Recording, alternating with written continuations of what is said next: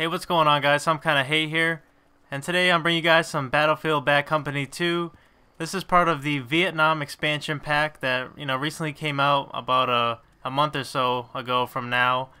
And today I'm playing on a map called Vantage Point, and I'm going to be running around with the PPSh, which is personally one of my favorite guns, part of this pack here.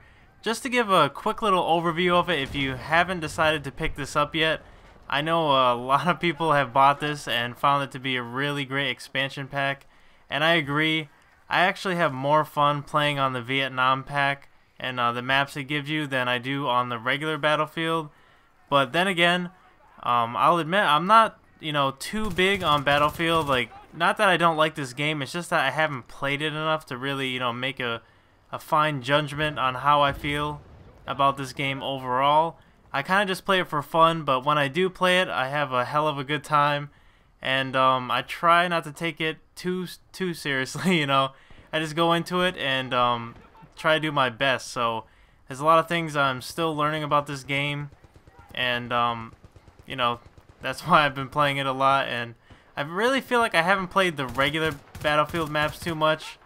I actually enjoy the Vietnam a lot more, and I feel like that's just more because I enjoy, older style games that are based in older wars, such as this one here, and I just really like the vintage style guns and everything. So let me give a quick little overview of what you get when you get this pack. There's going to be 5 new multiplayer maps, and 4 of them you're going to get right off the rip, and the last one you actually have to unlock by performing like a whole bunch of collective team actions, and eventually you will unlock it. So I haven't played that one yet, but there's 4 ones that you get from the start and 1 that you have to unlock, and you get 15 Vietnam era weapons. And there's like the good old M16, AK-47, the PPSh like I'm using in this game here, even though right now I'm running around with this shotgun because shit out of luck and ran out of my bullets. But watch this kill coming up in a second here. BAM! Motherfucker, get the fuck out of here. I cannot kill a fucking fly with the shotgun on Battlefield. I don't know how anyone can run around with that. I'm sure some of you guys are out there are probably savage with the thing, but I couldn't, you put a fish in a bucket and I probably couldn't even fucking shoot it. But anyways, let me get back to what I was talking about. So there's 15 new guns, and most of them you can't even put attachments to, because I feel like their intentions were to try to keep this Vietnam pack a lot more up close and personal, and just keep the battles a little bit more close range, even though, as you can tell from some of the kills that I get in this match here, that you can still definitely get people from very deep. Just take some good eyes and some good aiming, and playing with the trigger, kind of like I'm gonna make a stupid that's what she said joke, but I don't really see how that even relates. Playing with the trigger, kind of like playing with your ding or something. But anyways, yeah, there's 6 Vietnam War vehicles as well, and of course they get all the new voiceovers and all the shoutouts and everything, all the wonderful Vietnamese that probably not too many of you can understand. And even though I should probably admit I'm actually a half Asian, but no, I'm not Vietnamese, so I couldn't tell you what the fuck they're saying, and I've never been to Vietnam either. But that's just a quick little fact about me, if you happen to follow me and you did not know that. So there's a little fact for that. And that's, I don't know, man, that pretty much covers it for all the new shit in this. And honestly, how I feel about the maps, man, they did a fucking great job on this. Like, you can tell that they didn't just half-ass putting this out. They definitely took a lot of time, making these new maps, and definitely, gave you a lot of great line of sights. This just happens to be one of the maps. Actually, I want to say this is like one of the smallest ones in the pack. Really all there is this big field, and then on top of the hill, and that's pretty much the whole map. And of course you got the water that you'll probably never find yourself going into, because in this map here there's no boats or anything. This one, I think they give you a tank in it. But in the other maps, just like in the regular Battlefield Bad Company 2, you got your helicopters, you got some boats, tanks, all that good shit. I personally cannot, maneuver any of them for my life. If I get into it, that would just be very embarrassing. And right there, man, I get caught up in some fucking bamboo and this guy just takes me out.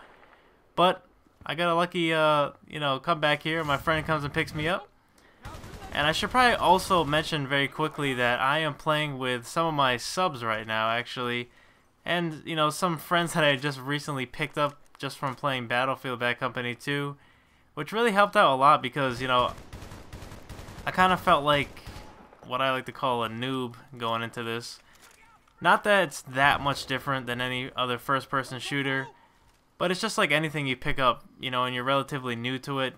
You still gotta learn a lot of new things about the game.